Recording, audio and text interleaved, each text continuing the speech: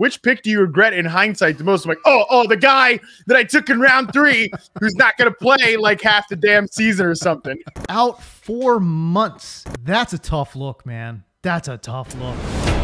Look at the release. There's your separation. Great route. Stutter and go. Gets by clean. That is unbelievable. Maybe the greatest catch I've ever seen. Yeah. Oh, yeah. I've been planning this really good, like, Michael Thomas thread of, like, why he's not really slant boy, per reception perception, all this stuff. And, like, I mean, I guess I can take that off my rather large to-do list at this point, because who cares? Yeah, it's a bummer, man. I mean, he was someone that I was very excited to draft, and also just like very excited to find out about, like what he would be, because I really do think like the whole he runs a lot of slants, gets targeted on a lot of slants, has more to do with the fact he's played with a dead arm quarterback for the last 2 or 3 years, and like him with Jameis Winston might be a fun like test case of that theory. Now it's like, I mean, I guess maybe it'll be a test case when he's rehabbed in like December or something. I know he missed a bunch of games last year. Weird stat. He had 0 targets of 20 or more air yards downfield. 0. I know he was injured, but still like zero. Like, you know what I mean? Like he did. It's not like he missed the entire season. He did play a good number of games, and he's like, the number one 8 or 7 or 8. Yeah. Yeah. Like 7 or 8, right? Like so he's the number 1 target, guy there in this for the Saints. Like 0 targets, 20 yards downfield. That's a bit of a shock, man. Our guy Gerard Mullins here. Welcome to the show, by the way. We appreciate you checking us out live. Like he brings up the AJ Green example, and I wonder if Thomas is going to get into that part now, because this is like a continuation of last year's, ankle injury. Like, and now we're into year 2 of it. It's just, I mean, AJ Green, maybe even Odell Beckham, like that type of suggestion. I don't want to start to put that out in the air, but I mean, God, don't crush my heart here, pal. Jeez.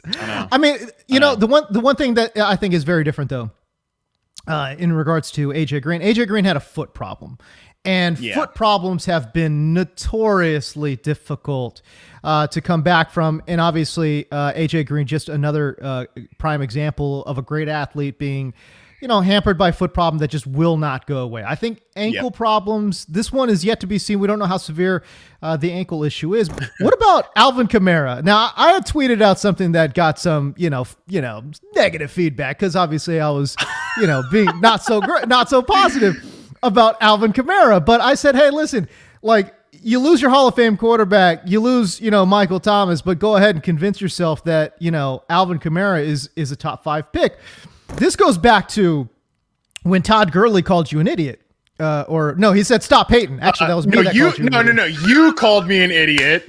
And he said to me, stop hating, man, which is funny because Gurley and I have had actually several lovely interactions over the last few years. Good. And I've never like in-person real life interactions. I've never brought that up to him, because it's like, only because I was right. If I had been wrong to be down on Todd Gurley that year, I would have totally brought up like, hey, remember when you said that? Haha, that was really funny. But now I don't want it to look like, hey, ha ha ha ha, remember when I was right about you not being a good pick and fit? Like, so yeah, I don't want to bring that up. The environment for running backs needs to be a certain way for running backs to hit that, top 5 pick benchmark.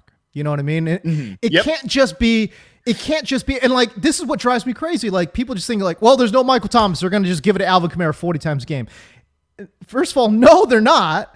Second of all, like if you were to give Alvin Kamara, who by the way has a history of back problems, 35 touches a game, that's a problem. That actually feeds more into the fact that I would not touch this guy with a top 5 pick, because again, the injury risk is so severe. I totally agree. And I think the only big breaking point here is like that we do trust Sean Payton to bring out like a good offensive ecosystem. I think when you go through like the top 5 or top 6 consensus running backs, you've got McCaffrey with the Panthers, Dalvin Cook with the Vikings, Barkley with the Giants, although that's kind of a weird situation. You have Zeke Elliott with the Cowboys, and then you've got Derrick Henry with the Titans. Then obviously, Kamara's going to fit in there somewhere.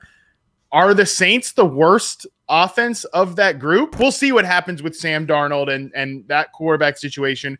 We'll see what happens with Daniel Jones, New York Giants there. You know, there's some questions obviously there from an offensive ecosystem standpoint. But like, if you were to just take Michael Thomas off the board and then you bring up the depth chart of skill position groups of all of those players, the Saints have the worst receiver core of that group by about a million miles. The Saints were drafting like they still had a Hall of Fame quarterback that could mask a lot of their offensive warts. They didn't address any of the skill position players, and they kept drafting like Drew Brees was still shepherding this offense. It's like, you could talk about whatever, like, okay, he didn't have the arm strength or whatever it was. That's fine. Decision-making process, accuracy, you know, flow of the offense, command of opposing defenses. All of those things he had on lock, right? And like, now that he's gone, I'm sorry, but like Jameis, Winston, Taysom Hill, you have to draft and support those guys, because you don't have Drew Brees being able to mask a lot of these warts and deficiencies you have on the roster.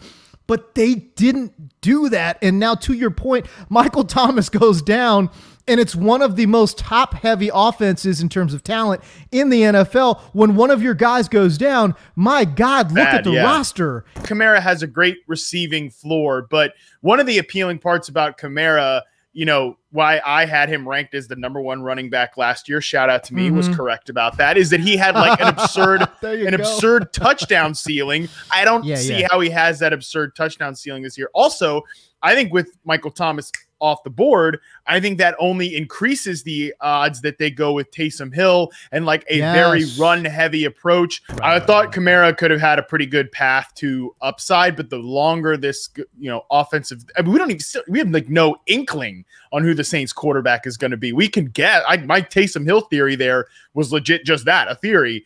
We have no idea. And the farther we get into it, the more clarity becomes available with Zeke's situation, that I feel very good about him right now as a pick. Just one more thing too on the whole Kamara thing, because I saw Ricky Will asked us this last week in the Discord, and I kind of wanted to hit on this and make it more of a talking point, because I'm questioning myself on this one.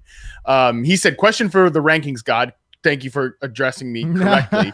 With the recent news of Michael Thomas, which wide receiver room is worse, the Lions or the Saints? And then with that said, what really is the difference between Alvin Kamara and DeAndre Swift when they're projected so far apart? Both have top 10 offensive lines, both possibly bad offenses because of the wide receiver room, subpar, like average at best quarterback situations. Both running backs are sort of the same archetype. They see a ton of targets.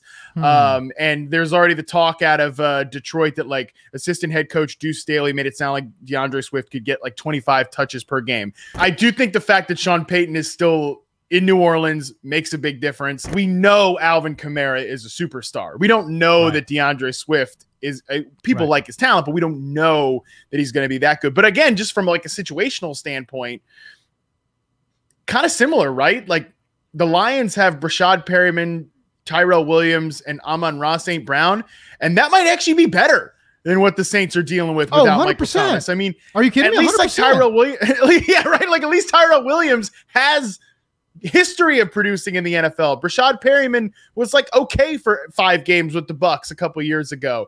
Amon-Ra St. Brown's a prospect that you and I like as a slot receiver. They have TJ Hawkinson there.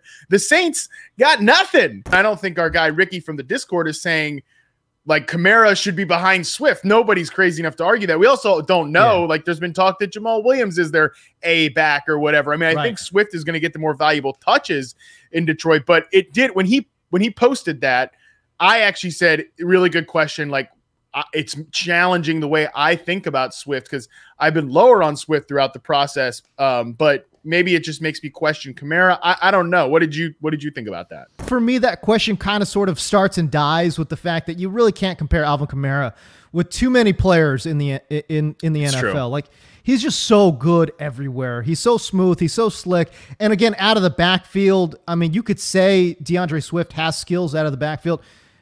It just does not compare to what Alvin Kamara can give you as a pass catcher. It just doesn't compare. So I think in that way, like, yeah, we can talk about environments being similar, but at the end of the day, like, am I taking Alvin Kamara as a top 5 pick? Absolutely not. But if he were to fall, and he won't, but if he were to fall to like, let's say like 12, okay, now I'm back in business now. Yeah, you know, like I'm back in business. He's not going to fall there because this late in the game, Matt, as you know, like late July, early August, ADPs don't change that much. The last thing here too, to bring it back to that Todd Gurley article from 2016. Right. My whole point was Todd Gurley should not be a top 5 pick in fantasy. Like, not that Todd Gurley should never be drafted. When he was going as a consensus 1.01 pick, right? Like, and that's I think your point too. And our point here is like, yeah, I'm cooling on Kamara as a top 5 pick, but I don't think he's about to just like kill your fantasy team. And the last thing I'll say about Kamara versus Gurley, the pass catching work again. Yes, you know, he's just a special pass catcher. Todd Gurley not that way. That Jeff Fisher offense obviously not designed to be that way either. Sean Payton has no problem sliding him into the slot. Alvin Kamara out wide, just moving him around the formation, manufacturing touches for Alvin Kamara, and I think in PPR he'll be fine. You know, again, probably pushes him to like 10 or 12. I don't do rankings, so I don't really know, but like, yeah, like 10 or 12, I'm cool with them there. But top 5, I'm out, man. I think that offense is going to be a dumpster fire. Honestly, I really do. They're going to win some games because Sean Payton is too smart, but boy, I tell you, man, like the way they've drafted and the way they've constructed that roster, I think they're going to try to run, play a little defense, but they're going to try to keep this a low-scoring affair.